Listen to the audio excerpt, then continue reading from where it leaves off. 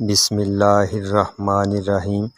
اللہم صلی علی سیدنا و مولانا محمد و علی جمیع الانبیاء والمرسلین و علی آلہ و اصحابہ و بارک وسلم۔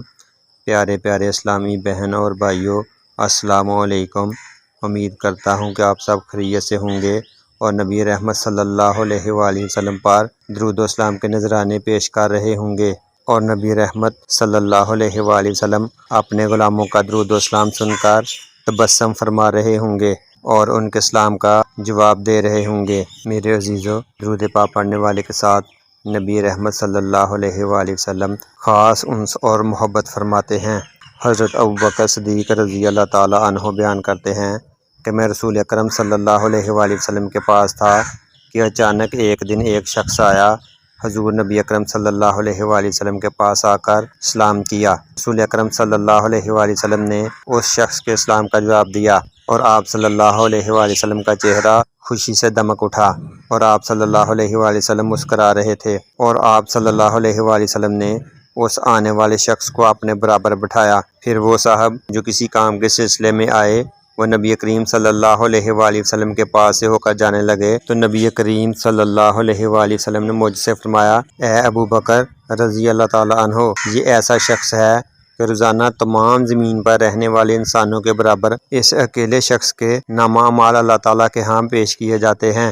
حضرت ابوبکر صدیق رضی اللہ تعالی عنہ نے حیرانی سے پوچھا، یا رسول اللہ صلی اللہ علیہ وآلہ وسلم، اس شخص کے لیے اتنا ثواب اور اجر کیوں ہے؟ تو آپ صلی اللہ علیہ وآلہ وسلم نے ارشاد فرمایا، یہ جب بھی صبح اٹھتا ہے تو مجھ پر 10 مرتبہ ایسا درود پاک پڑھتا ہے جو اپنے ثواب میں ساری مخلوق کے درودوں کے برابر ہے۔ اور میں نے عرض کیا، یا رسول اللہ صلی اللہ علیہ وآلہ وسلم، وہ درود پاک کون سا ہے؟ تو آپ صلی اللہ علیہ وآلہ وسلم نے ارشاد فرمایا، وہ یہ والا درود پاک پڑھتا ہے، اللہم صلی علی محمد النبی عدد من صلی علیہ من خالقی کا وصلی علی محمد النبی کما ینبغی لنا ان نصلی علیہ وصلی علی محمد النبی کما امرتنا ان نصلی علیہ۔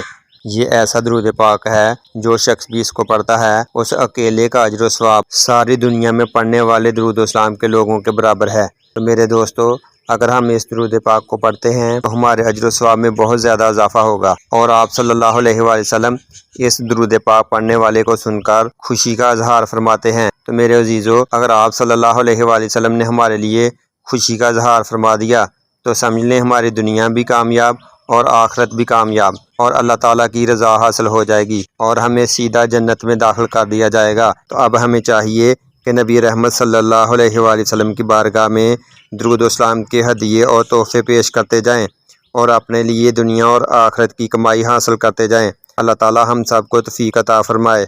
آمین ثم آمین۔ جزاک اللہ۔